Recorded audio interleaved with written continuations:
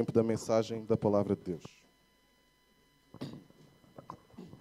Então, bom dia a todos, especialmente àqueles que eu ainda não tive o prazer e o privilégio de poder cumprimentar e espero ter a oportunidade, ao finalizarmos o nosso culto, o nosso tempo juntos. Podemos ir abrindo as nossas Bíblias na carta de Paulo a Tito e vamos prosseguir com o estudo desta carta. Estamos a entrar na reta final do estudo desta carta de Paulo a Tito. E hoje vamos ler, meditar, do capítulo 2, versículo 15, até ao capítulo 3, versículo 7. As crianças têm uma folha de apoio ao estudo. Apoio ao estudo, isso está a soar muito à escola, não é? Começou agora o ano letivo. De apoio ao culto e de acompanhamento do sermão para tirar as suas anotações. Tem um desafio para fazer um desenho que tenha a ver com o sermão, está bem? Não é um qualquer desenho. Depois, no final do culto, tem prémio, como é habitual, e tem perguntas para responder, que só irão conseguir responder se estiverem atentas ao sermão, à palavra de Deus. Vamos colocar-nos de pé para fazer a leitura da palavra de Deus. Pode ser, por favor, aqueles que podem. Tito 2, versículo 15, até ao capítulo 3, versículo 7. Antes da leitura, pensemos na tese de toda esta carta do apóstolo Paulo. O que é que ele quer ensinar-nos de uma maneira resumida em toda esta carta? Ele quer mostrar-nos que alguém salvo pratica essa salvação. Que alguém salvo faz boas obras. Ou nas palavras de um pastor conhecido, John Stott, todo cristão deve ser conservador como radical. Conservador ao perseverar a fé e radical ao praticá-la. Esta é a tese. E é por isso que o título deste sermão é Radicalmente Diferentes. Vamos ler a palavra de Deus. Diz assim: fala essas coisas, exorta e repreende com toda a autoridade. Ninguém te menospreze. Recorda-lhes que devem estar sujeitos aos governantes e às autoridades, ser obedientes e estar preparados para toda a boa obra. Não devem difamar ninguém, nem ser dados a brigas, mas equilibrados, mostrando genuína mansidão para com todos. Porque antes também éramos insensatos, desobedientes, desencaminhados, servíamos a várias paixões e prazeres, vivíamos na maldade e na inveja, éramos odiados e odiávamos uns aos outros. Mas quando apareceu a bondade de Deus, nosso Salvador, e o seu amor para com os homens, não por méritos de atos de justiça que houvéssemos praticado, mas segundo a sua misericórdia, Ele nos salvou mediante o lavar da regeneração e da renovação realizadas pelo Espírito Santo, que Ele derramou amplamente sobre nós por Jesus Cristo, nosso Salvador, para que, justificados pela sua graça, fôssemos feitos herdeiros segundo a esperança da vida eterna. Até aqui a leitura da palavra de Deus. Podem sentar-se, amados irmãos. Paulo, nesta carta, foge um pouco daquilo que é habitual nele nas suas cartas. Primeiro, ele nos apresenta o fundamento da nossa salvação, o fundamento da vida cristã, a nossa identidade, a obra redentora de Jesus Cristo em nosso favor, e depois só é que ele apresenta para nós as implicações. Aqui na carta de Tito, faz ao contrário.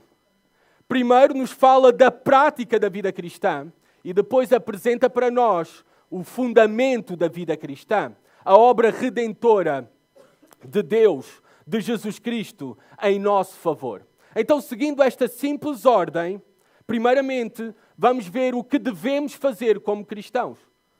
Por outras palavras, vamos juntar mais ensinos e exortações de Paulo que dá ao longo desta carta sobre a prática da vida cristã.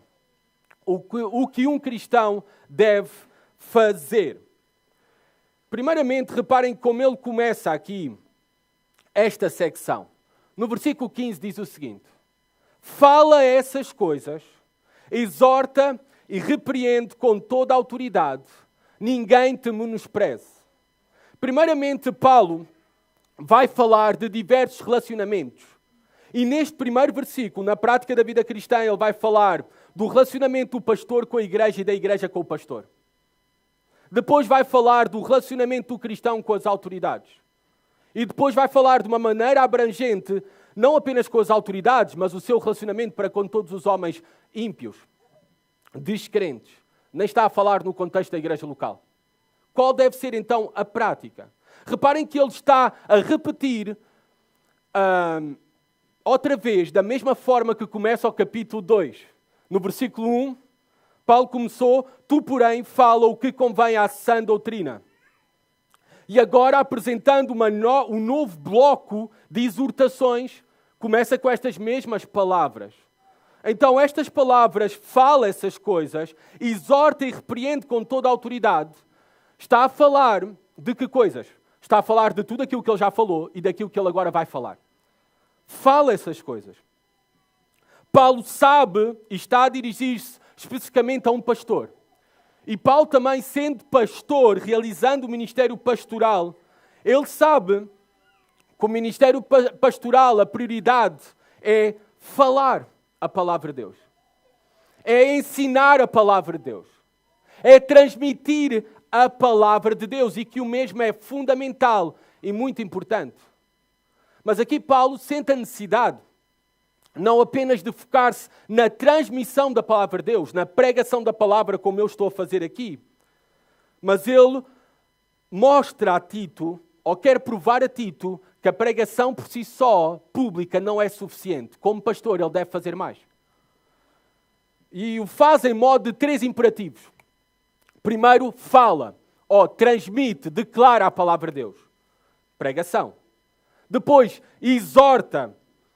E esta palavra, obviamente, é usada em diferentes contextos. Até usada para o Espírito Santo, o Consolador. Mas esta palavra, exortação, é usada no encorajamento a uma ação, do colocar-se ao lado e encorajar, auxiliar. E é isso que um pastor deve fazer. A pregação, por si só, no púlpito não é suficiente.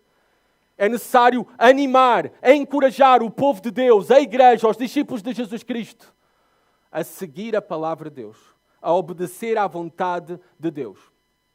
A última exortação é repreende. Não apenas deve transmitir a palavra de Deus, exortar e encorajar a seguir, mas deve repreender. Esta é a palavra admoestar. Ou seja, fazendo uso de admoestações para convencer do erro e para refutar do erro, não apenas da doutrina errada, mas de um viver errado também, de uma praxis errada. Então esta é uma grande lição no relacionamento dos pastores com a igreja. A pregação pública é fundamental e de extrema importância para a saúde de uma igreja local. Mas por si só, é necessário também, ela não é por si só suficiente. É necessário também nós exortarmos com a palavra, encorajar outros a seguir a palavra e repreender na aplicação pessoal.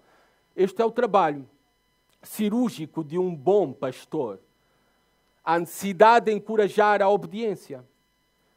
E por vezes há necessidade de repreender quando vemos que alguém está desobedecendo à palavra, à vontade de Deus. Esse é o trabalho de um pastor, dos pastores, de uma igreja. E o deve fazer com toda a autoridade, diz Paulo. A autoridade de Tito para fazer era válida não apenas porque tinha sido delegada por autoridade apostólica pelo próprio apóstolo Paulo, que recebia todo o seu ensino da parte de Jesus Cristo, mas válida porque é isto, não é o ensino de Paulo, é que ele recebeu de Jesus Cristo. E por isso, os pastores, quando falam em nome de Cristo, falam a palavra de Deus, exortam pela palavra de Deus e repreendem de acordo à palavra de Deus, eles estão a fazer uso da autoridade de Cristo. Os pastores não têm autoridade em si mesmos. É uma autoridade delegada. Tal como Tito. É uma autoridade que provém unicamente da doutrina dos apóstolos. O fundamento da igreja. Da palavra de Deus. E ao fazer isso, Paulo dá uma exortação agora à igreja em relação aos pastores. Em relação a Tito. Ninguém te menospreze. Este é o sentido de desprezar. Desprezar esse trabalho, esse ministério, esse ensino, essas exortações, essas repreensões que vêm da parte de Deus, da palavra de Deus. Este não é um aviso para Tito. Claro que Paulo, nós já vimos, está a escrever a Tito, mas vai além de Tito, está a escrever para as igrejas em Creta. É um aviso para as igrejas locais de Creta. Não menosprezem, não desprezem o ministério pastoral, os pastores, o seu trabalho. Valorizem, honrem esse ministério. Aqueles que vos ensinam a palavra, aqueles que vos encorajam a seguir a palavra, aqueles que vos repreendem para vos conduzir à verdade, à vontade de Deus. Eles os fazem para o bem das vossas almas. E se vocês rejeitam o mesmo e desprezam o mesmo, terríveis consequências cairão sobre as vossas almas, porque estão a desprezar não o mensageiro, estão a rejeitar a mensagem da parte de Deus, o próprio Deus. Não é o pregador que tu rejeitas, é a palavra de Deus que tu rejeitas, que tu menosprezas. E isso é algo muito sério, com consequências terríveis para as nossas almas, se assim o fizermos. Estás rejeitando a autoridade, o senhorio de Cristo sobre a tua vida. Quando a palavra é ensinada e proclamada, quando recebes exortações fundamentadas na palavra e repreensões, e não obedeces e não te sujeitas, estás a rejeitar o senhorio de Cristo sobre a tua vida. E tem muito em consideração que não é nenhum pastor que tu desprezas quando o fazes. Não é nenhum homem, é o Supremo Pastor. É o Supremo Pastor. Versículo 3:1, depois de falar do relacionamento do pastor com a igreja e da igreja com o pastor. Agora vai falar da prática da vida cristã, do relacionamento dos cristãos com as autoridades. Reparem, versículo 1. Recorda-lhes que devem estar sujeitos aos governantes e às autoridades, ser obedientes e estar preparados para toda a boa obra. É o quarto imperativo de Paulo a Tito. Falar, exortar, repreender e relembrar. Recorda-lhes, nós temos necessidade de sermos relembrados. O apóstolo Pedro, não é? Na sua segunda carta também faz isso. Eu tive necessidade, senti a necessidade de vos relembrar das mesmas coisas. Nós precisamos de ser recordados. Esta é a função do pastor. Reparem, todo o ministério do pastor que Paulo se centra é um ministério de comunicação, de transmissão da palavra de Deus. É isso que é pastorear. É cuidar, alimentar, proteger o rebanho de Deus por meio do ensino da palavra. Por meio do aconselhamento bíblico centrado na suficiência das Escrituras. E por meio de relembrar constantemente as mesmas coisas ao povo de Deus. Domingo atrás domingo. De casa em casa. Vida a vida. Lar a lar. É esse o ministério. O trabalho de um pastor é, na sua maior parte, um tempo invisível. A única coisa que vocês veem é o domingo, muitas vezes. É no púlpito, muitas vezes. E por isso há quem diga que os pastores só trabalham ao domingo. Mas o ministério do pastor é um ministério invisível. De exortar, de repreender, de falar e de relembrar as mesmas coisas. Tudo centrado na palavra. Por isso é necessário os pastores estudarem a palavra, dedicarem-se, afadigarem-se ao estudo da palavra de Deus. Eu estou a destacar isto como importante, porque isso é muito pouco destacado nas igrejas. Não pensamos nas igrejas locais de maneira geral. Não se pensa que o pastor tem que ter necessidade de estudar a palavra e de dedicar horas a estudar as Escrituras, e que isso dá muito trabalho. Querem provar isso? Crianças, adolescentes, jovens, quem é que de vocês gosta de estudar? Ponha o braço no ar. Sejam verdadeiros, sinceros. Não gostam porque dá muito trabalho. Dá trabalho estudar. O ministério, o trabalho do pastor é estudar a palavra. É por isso que igrejas devem exigir aos seus pastores que tirem tempo para estudar. Devem vigiar se os seus pastores estão a estudar a palavra de Deus. E devem dar as condições para os pastores estudarem a palavra de Deus.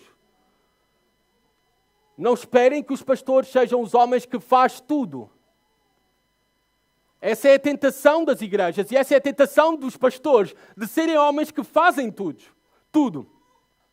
Eles até são os jardineiros da igreja. Essa é uma grande tentação.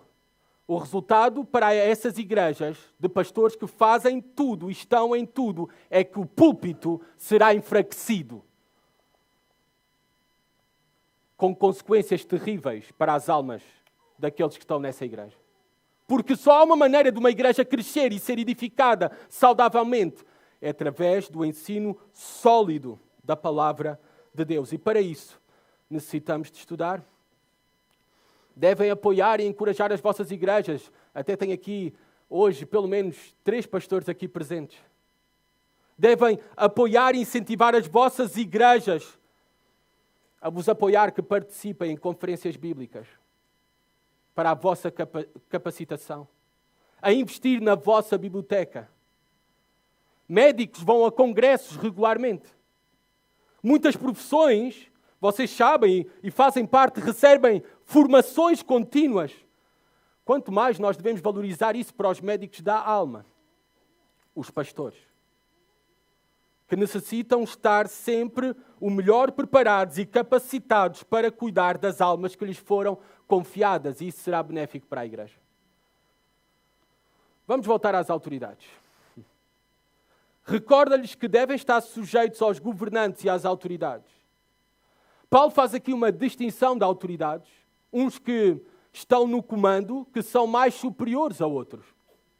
Por exemplo, nós sabemos que existem diferentes rangos de comando da autoridade na nossa sociedade, em diversas esferas, inclusive no lar também. Na sociedade, no lar, na igreja. E há distinção de autoridades. Por exemplo, o ministro da administração interna e os polícias. Ambos são autoridade, mas em posições diferentes de comando. E Paulo está aqui a abranger todos aqueles que estão investidos da autoridade. E Paulo vai afirmar em Romanos, por favor, me acompanhem lá, deixando aqui uma marca, em Romanos 13,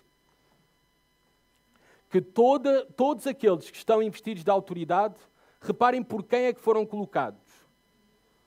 Vocês vão dizer, como bons democratas, pelo povo. Vamos ver o que é que diz a Bíblia.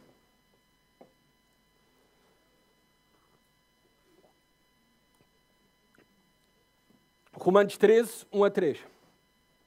Todos devem sujeitar-se às autoridades do governo, pois não há autoridade que não venha de Deus, que não tenha sido colocada por Deus. Sim, isto fala de Lula da Silva. Sim, isto fala de Luís Montenegro. Sim, isto fala de Joe Biden. Tem americanos aqui, então eu tenho que falar dele. Todos foram colocados por Deus. E as que existem foram ordenadas por Ele. Por isso, quem recusa sujeitar-se à autoridade opõe-se à ordem de Deus. E os que fazem isso trarão condenação sobre si mesmos. Porque os governantes não são motivo de temor para os que fazem o bem, mas sim para os que fazem o mal. Não queres temer a autoridade? Faz o bem e receberás o louvor dela. Então, Paulo ensina aqui que toda a autoridade foi colocada por Deus. Quer gostemos ou não, Deus tem propósitos soberanos para ter colocado cada autoridade. Até pode ser sobre juízo sobre uma nação. Mas Deus tem estes propósitos. devemos ser obedientes. É isso que é esperado de um cristão. A desobediência e a rebeldia é uma característica de Satanás e dos seus anjos caídos, aqueles que o acompanharam na rebelião contra a autoridade boa e perfeita de Deus. Adão e Eva fizeram o mesmo e imitaram Satanás e os seus demónios, rebelando-se contra a autoridade da palavra de Deus e do Deus da palavra.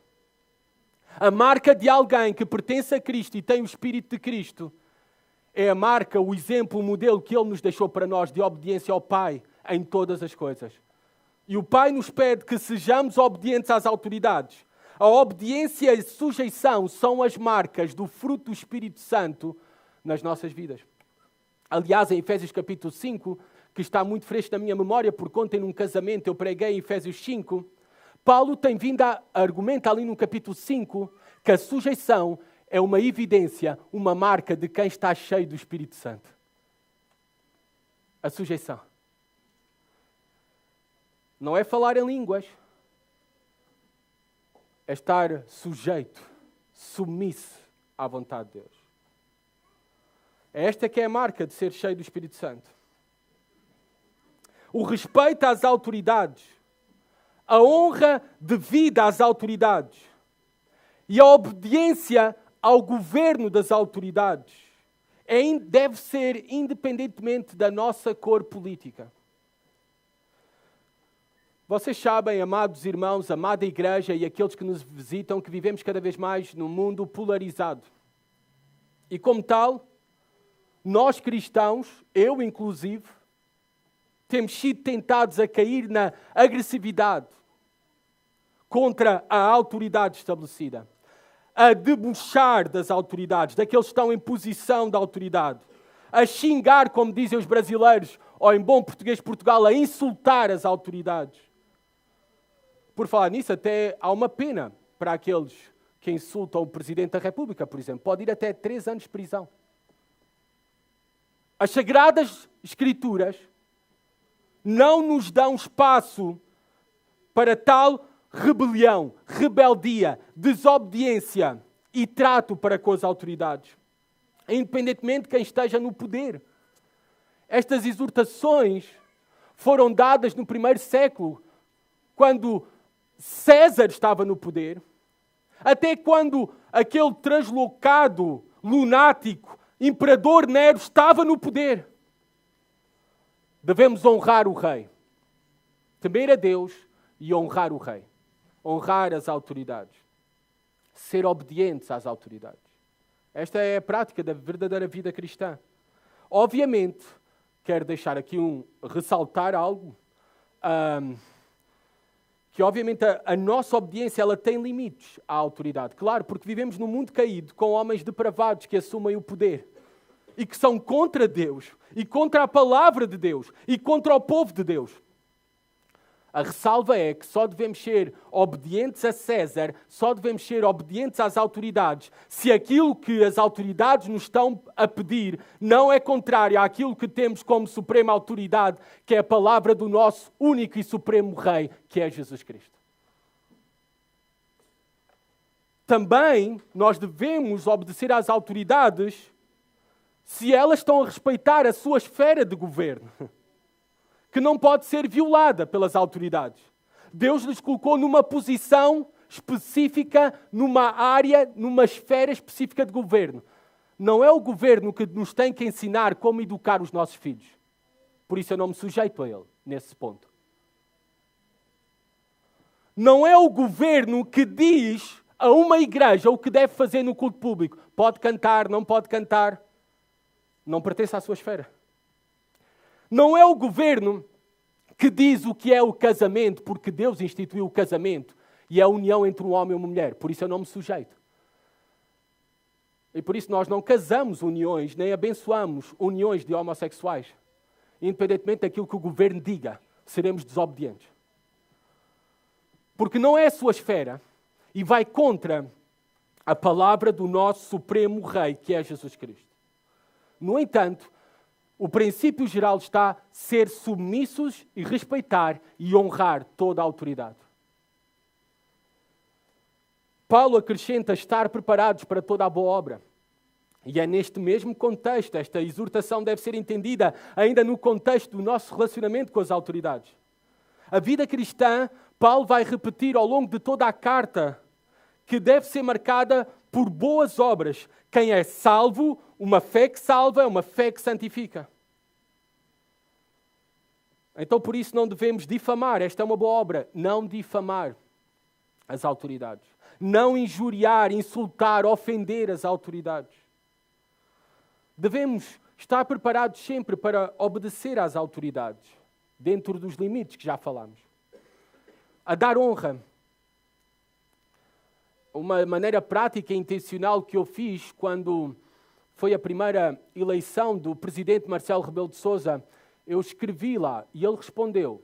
Quer dizer, pelo menos estava a assinatura dele. A resposta deve ter sido o secretário que deu. A dizer que estava a orar pelo seu governo, que Deus o abençoasse. E já não me lembro os detalhes daquilo que escrevi. Devemos dar honra, apoio, orar pelas autoridades. Eu sei, por exemplo, na Igreja Batista de Miratejo, está aqui o pastor Mário Pina, pastor na Igreja Batista de Miratejo, à quarta-feira oram sempre pelo governo, pelas autoridades instituídas, no culto de oração. As boas obras podem e devem ser planeadas ou também espontâneas. Devemos estar prontos, diligentes para toda a boa obra, para fazer o bem a quem quer que seja, da forma que seja, e especificamente para com todas as autoridades, para sermos os melhores cidadãos possíveis e assim os melhores representantes do reino de Deus aqui na terra, pois é isso que nós somos. Representantes do reino de Deus aqui na terra, e já nos estamos a preparar quando o nosso Rei Jesus Cristo irá governar aqui na terra.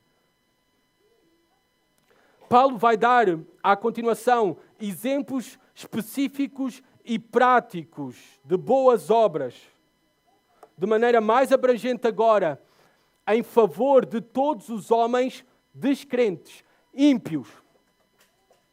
É isso que ele nos diz no versículo 2 do capítulo 3. Reparem, não devem difamar ninguém. Exemplo de boas obras.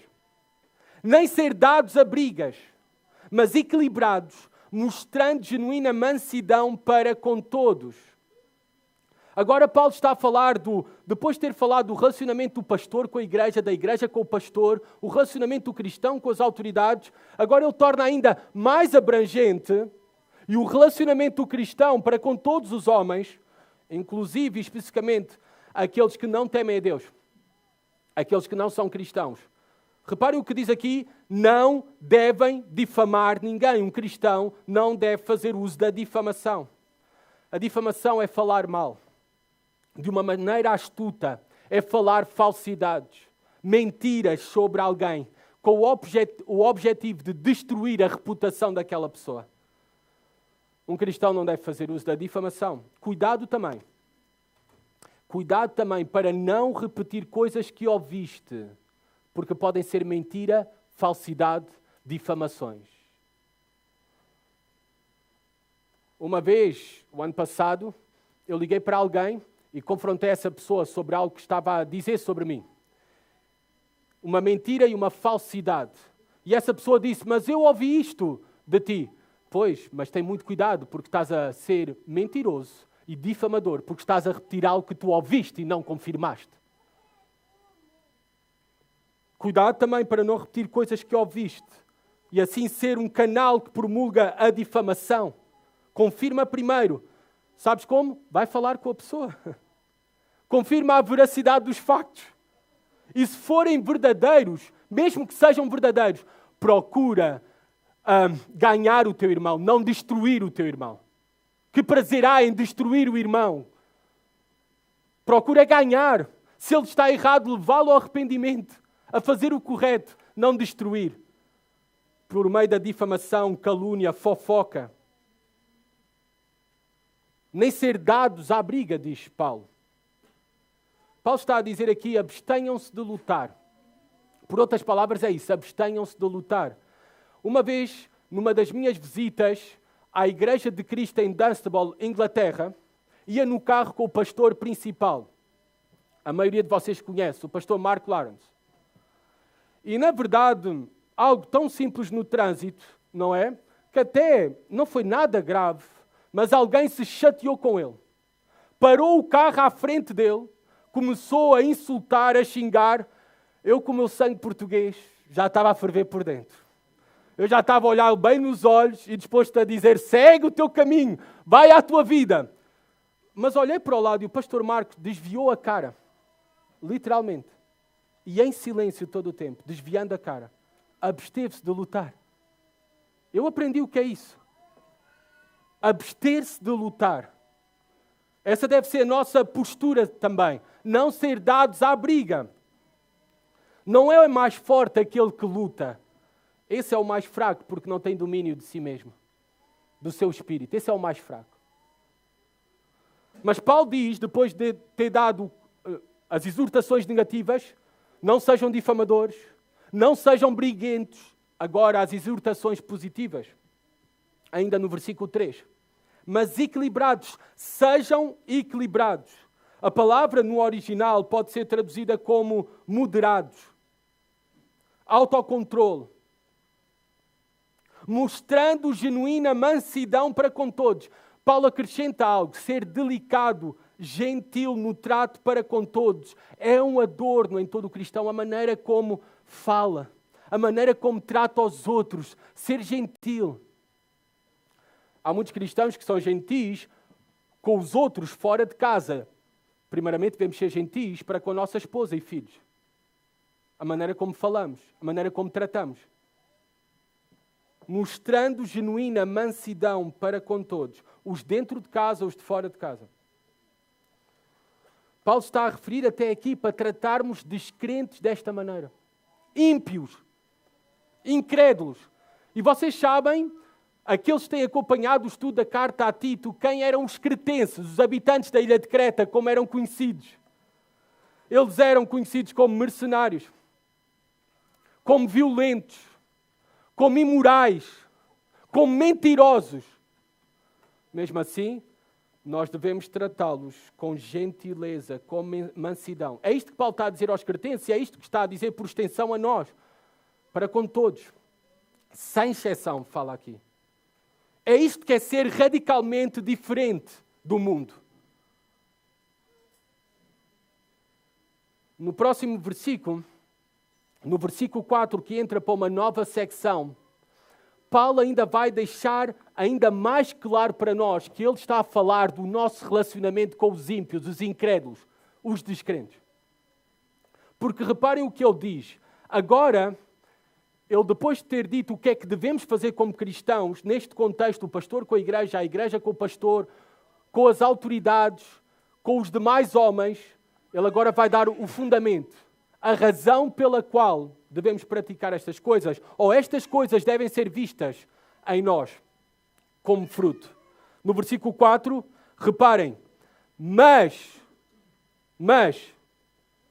quando apareceu a bondade de Deus, nosso Salvador, eu estava a esquecer-me do versículo 3, vamos ao versículo 3. Porque antes também éramos insensatos, desobedientes, desencaminhados, servíamos a várias paixões e prazeres, vivíamos na maldade e na inveja, éramos odiados e odiávamos uns aos outros. Agora sim, do versículo 3 ao versículo 7, o que Deus já fez por nós, para nós termos uma nova vida e mostrar novas boas obras. Primeiramente, Paulo se foca no passado, aquilo que nós éramos antes. E está a comparar que nós éramos assim como os demais homens. Éramos insensatos. Insensatos é tolos. Ou seja, não éramos conhecidos pelo uso de uma boa razão. Éramos desobedientes, insubmissos às autoridades. Éramos, diz aqui na minha tradução, Almeida século XXI, desencaminhados ou desviados, longe da verdade. Porque só há um caminho. E esse caminho é Jesus Cristo. Eu sou o caminho, a verdade e a vida. E quem não está em Cristo e seguindo a mensagem de Cristo, os métodos de Cristo e o caráter de Cristo está desviado. Está desencaminhado da verdade, da justiça. Servíamos, diz Paulo também, a várias paixões e prazeres. Aqui no português está traduzido como servíamos, mas no original éramos escravos dessas paixões. Éramos escravos de várias paixões e prazer. Paulo está a dizer, tratem os outros bem, porque vocês eram como eles, iguaizinhos a eles ou piores. É o que Paulo está a dizer. Eram escravos de várias paixões e prazeres. Assim éramos também nós. O pecado exercia poder e domínio sobre nós. Vivíamos para os seus desejos e prazeres, que obviamente para cada um de nós eram diferentes em grau e tipo. Não todos nós fomos assassinos, nem eu sei se aqui há alguém que foi assassino de alguém no passado. O pecado é diferente em grau e em tipo, mas seguramente nós odiámos pessoas, nós matámos pessoas nos nossos corações. Éramos assim, escravos de várias paixões e prazeres, exatamente como os demais que estamos lá fora. Nós não somos melhores que os lá fora. Nós temos o mesmo registro criminal. É isto que Paulo está a apresentar para nós. Nas palavras de Jesus, ele disse o seguinte: diga a vocês a verdade. Todo aquele que vive pecando é escravo do pecado. E assim éramos nós, escravos do pecado. Mas em Cristo, agora não estamos mais sujeitos ao pecado e ao seu poder, mas somos escravos de Cristo para fazer a sua vontade. Paulo acrescenta aqui, vivíamos na maldade e inveja. Vivíamos a ideia que os nossos dias eram passados e marcados pela maldade, por fazer o mal ao próximo e por invejar. Fazer o mal era algo natural a nós, era o pão nosso de cada dia. Também a inveja, a insatisfação das nossas almas. Era o nosso dia-a-dia. Vivíamos insatisfeitos. Sabem porquê? Porque só em Cristo é que alguém encontra a verdadeira satisfação para a sua alma. Só em Jesus Cristo. Mas antes de Cristo vivíamos insatisfeitos, invejando, tal como os demais. Querendo sempre mais e mais. Ou então a inveja é também marcada para que o outro não tenha. E diz-se, na verdade, dos portugueses, que a inveja dos portugueses é diferente. A inveja dos portugueses não é tanto querer o que o outro tem, mas sim querer que o outro não tenha. Como eu sou português, posso falar à vontade. Tiago 3,16. Pois, onde há inveja e ambição egoísta, há confusão e toda a espécie de males. Por isso a nossa vida era marcada por maldade, toda a espécie de males, por causa da inveja. Paulo continua, éramos odiados. Éramos detestáveis pelos demais, pelas nossas práticas, pela maneira como tratávamos os outros. Eu, com 6 anos na escola, roubei um brinquedo, um carro, a um colega meu. Ele de certeza me odiou. De certeza. Mas não somente éramos odiados, diz Paulo. Nós odiávamos uns aos outros, diz o texto.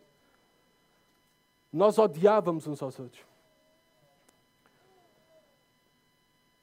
Amados, nós devemos ser, como cristãos, muito humildes ao lembrar-nos daquilo que nós éramos. É neste processo que Paulo está a conduzir-nos, a lembrar-nos daquilo que éramos sem a graça de Jesus Cristo. Nós fazíamos as mesmas obras que os demais. Nós até éramos piores que os demais. Nós não somos melhores que a prostituta ou o ladrão lá fora. Não somos. Temos o mesmo registro criminal. O nosso registro criminal espiritual não está limpo. E como dizem os meus amigos brasileiros, temos uma baita de currículo pecaminoso. Que isso nos possa fazer mais humildes. Para não nos considerarmos superiores ou melhores aos outros e pensando que temos algum mérito a mais do que os outros que estão lá fora. E sermos tentados então a tratar os outros com desprezo, porque nos julgamos moralmente superiores. Aquilo que nós somos hoje de diferente dos demais é unicamente pela graça de Deus. Não é por nenhum mérito próprio. É este o ponto de Paulo. Porque reparem o que Paulo vai nos apresentar para nós no versículo 4 a 6. A nossa salvação. o resultado, o produto da nossa salvação. Depois de falar do passado, antes de sermos salvos, agora o produto da nossa salvação. Versículo 4. Mas, quando apareceu a bondade de Deus, nosso Salvador, e o seu amor para com os homens. Reparem aqui.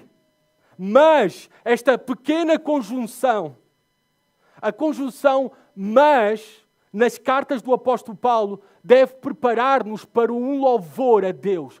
Prepara-nos para um louvor a Deus. Paulo usa muito isto, esta conjunção. Mas, para marcar um contraste. Mas, para aprontar para a obra redentora de Jesus Cristo em nosso favor. Mas quando apareceu a bondade de Deus, nosso Salvador. Nós vimos no culto passado, no sermão passado, esta mesma palavra manifestou ou apareceu. É a palavra epifania. Em que Paulo fala no capítulo 2, quando se manifestou a graça de Deus na pessoa de Jesus Cristo. E agora Paulo destaca quando se manifestou a bondade de Deus também na pessoa de Jesus Cristo. Não é que Deus só passou a ser bom quando Jesus Cristo veio à Terra, mas torna-se para nós revelada e manifesta a todos a sua bondade pela obra infinitamente rica em bondade, manifestada e revelada na cruz em nosso favor. A bondade de Deus, nosso Salvador. O que Paulo está a fazer é destacar que aquilo que somos não é pelos nossos méritos, mas é por quem Deus é. Quem Deus é e fez em nosso favor. Ele vai destacar nestes poucos versículos atributos, características, qualidades de Deus. Qualidades de Deus, características, atributos de Deus. Por exemplo, ele vai dizer, como já disse, também de maneira repetitiva, que Deus é gracioso, que Deus é misericordioso, que Deus é bondoso. Reparem, versículo 4 fala de bondade, amor, misericórdia. Bondade e misericórdia andam juntos. Depois, versículo 5 repete a misericórdia porque andam juntos. E versículo 7 fala da graça de Deus. Tudo isto por meio da obra de Jesus Cristo. Eu vou ler para vocês esta verdade. Que nós fomos salvos, como diz Paulo em Efésios 2,7, que eu vou ler, para mostrar nos séculos vindouros a suprema riqueza da sua graça pela sua bondade para conosco em Jesus Cristo. É a única razão pela qual somos salvos. É por causa da sua bondade. E Paulo acrescenta aqui do seu amor para com os homens, a manifestação do amor de Deus para com os homens. E aqui esta palavra que usa para amor não é a palavra ágape, que é usada para o amor sacrificial, mas está a usar a palavra filantropia. Ou seja, Paulo não está a destacar aqui o amor de Deus sacrificial para com os eleitos de Deus desde a eternidade, mas Paulo está a destacar que Deus é um Deus amoroso fraternalmente para com toda a humanidade. Não há dúvida que Cristo vem morrer pela sua noiva, pela igreja. Ontem eu preguei sobre isso num casamento. Efésios 5:25 diz: maridos, cada um de vós ama a sua mulher, assim como Cristo amou a igreja e a si mesmo se entregou por ela. O sacrifício na cruz foi em favor da igreja, dos eleitos de Deus. No entanto, a obra da cruz, a vinda de Jesus Cristo e a proclamação da mensagem do Evangelho, por meio de Jesus Cristo e da sua obra, é a manifestação desse amor de Deus fraternal para com todos os homens. A cruz está a pregar a todos para virem e abraçarem a Jesus Cristo como Senhor e Salvador. E Isaías 45:22, o texto temos ali até naquele cartaz: olhai para mim e sereis salvos, vós todos os termos da terra, porque eu sou Deus e não há outro. Infelizmente, muitos o rejeitam, desprezam o seu amor e recusam voltar-se para Deus. Paulo diz no versículo 5 que não fomos salvos por méritos de atos de justiça. O que é que Paulo quer dizer com isso? Que tu e eu não contribuímos em nada para a nossa salvação. Nós nem pagamos 1% da nossa salvação, nem 1%. nem poderíamos pagar pela mesma. Voltando, eu vou ler para vocês as palavras de Paulo em Efésios 2, 8 e 9. Ele diz sobre a salvação: porque pela graça sois salvos, por meio da fé, e isto não vem de vós, é dom de Deus, não vem das obras, não é por obras de justiça, para que ninguém se glorie. Se tu contribuíste para a tua salvação 1%, tu te podes gloriar-te por esse 1%, mas tu não contribuis em nada para a salvação. A salvação é unicamente obra de Deus. Paulo vai nos dizer porque é que fomos salvos ainda no versículo 5. Prestem atenção, por favor. Fomos salvos segundo a sua misericórdia, diz Paulo. Esta é a razão da nossa salvação. É a misericórdia de Deus. Por causa que Deus é misericordioso e não por causa de quem somos nós. Porque nós éramos tudo aquilo que estava no versículo 3. Ele é rico em misericórdia. Efésios 2, que nos dá a ordem da salvação, fala sobre isso.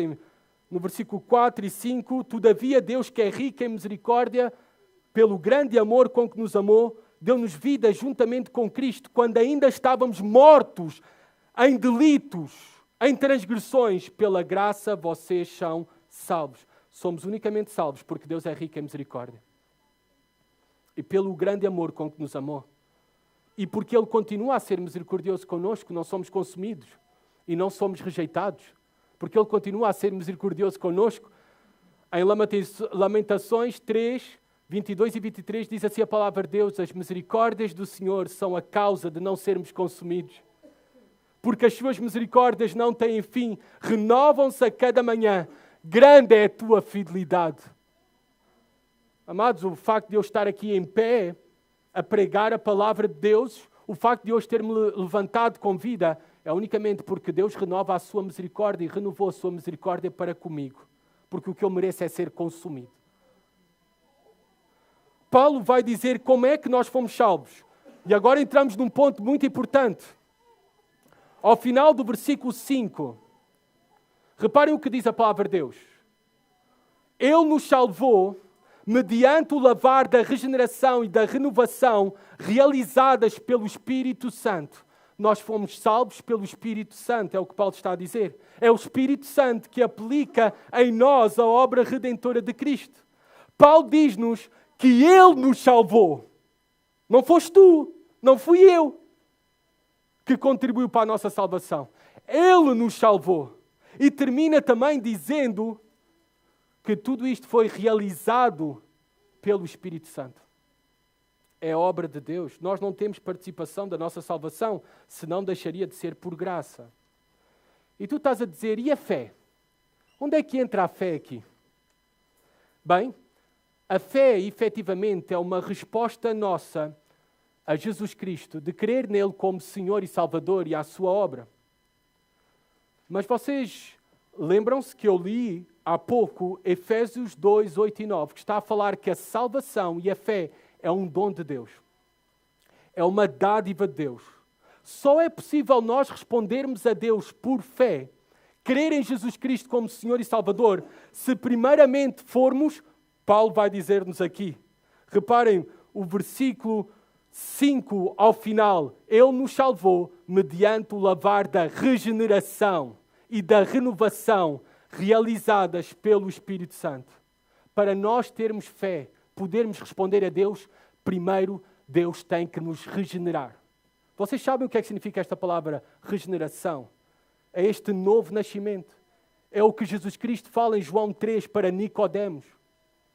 É o que temos os profetas a falar, como em Ezequiel, capítulo 37. As seguintes palavras. Ezequiel 37, 25 a 27. Prestem atenção. É o ensino das Escrituras. Aspergirei água pura sobre vocês e ficarão puros. Paulo também está a falar de um lavar. Eu os purificarei de todas as suas impurezas e de todos os seus ídolos. E dar-vos-ei um coração novo. Regeneração, novo nascimento. E porei dentre vós um espírito novo. E tirarei da vossa carne o coração de pedra e vos darei um coração de carne. E porei dentre vós o meu espírito. E farei que andeis nos meus estatutos e guardeis os meus juízos e os observeis. Renovação contínua. Santificação pela obra do Espírito Santo em nós. Há uma ordo salutis, há uma ordem de salvação clara nas Escrituras. Paulo faz destaque à mesma aqui. Nós fomos escolhidos desde a eternidade, é certo, mas Deus aplica no tempo a salvação a cada um de nós. Reparem esta ordem da salvação. Há uma chamada, a pregação, há uma regeneração, este novo nascimento, um novo coração, e depois há uma conversão, um arrependimento de pecado e fé em Jesus Cristo como Senhor e Salvador. E depois santificação, e depois glorificação. Há uma ordem na salvação clara nas Escrituras. E todas elas, nós sabemos que aqui na regeneração, nós não temos participação. Na conversão, nós não temos participação. Porque Paulo diz em Efésios 2:1, Ele vos deu vida, estando vós mortos em vossos delitos e pecados. O morto não pode responder, o morto não pode sentir, o morto não pode ver. Ele teve que nos fazer nascer de novo, ressuscitar-nos para vermos a beleza de Jesus Cristo, para ouvirmos e entendermos a palavra e para podermos responder favoravelmente a Ele, aceitando-o como nosso Senhor e Salvador. Nós necessitávamos ser lavados completamente o nosso homem interior. E isso tinha que ser uma obra espiritual. Estávamos sujos e Deus não nos podia aceitar, receber. O nosso homem imaterial, o nosso homem interior, como tu queiras chamar, ele já foi lavado, ele já foi regenerado. É por isso que nós já vivemos, de acordo ao homem interior, a nossa realidade, aquilo que será a nossa glória. Mas é certo que ainda temos uma parte material, física, que vive na realidade do pecado e nos afeta. Mas um dia também temos a promessa, na glória, que seremos livres de toda a presença do pecado e até iremos receber um novo corpo. O homem interior já temos novo. Na eternidade iremos receber um novo corpo. Renovação fala aqui. Fala da santificação, estes novos desejos que agora temos, estas novas afeições, esta nova vontade.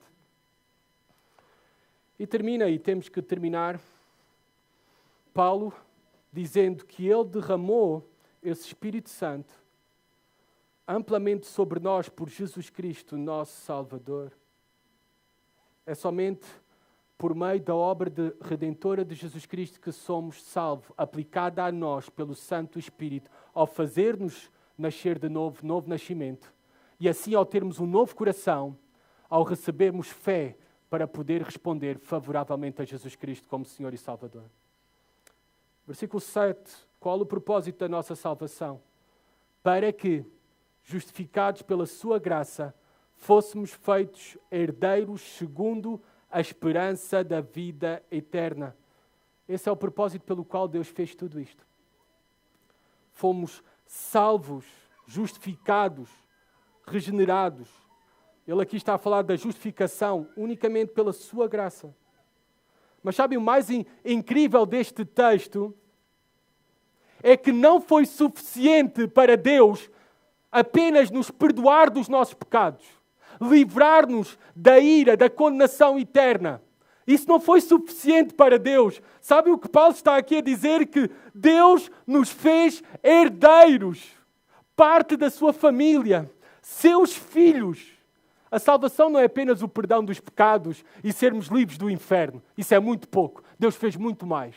Na sua infinita misericórdia, bondade e graça, Deus nos fez seus filhos, herdeiros da promessa de quê? Da vida eterna. Essa é a nossa herança.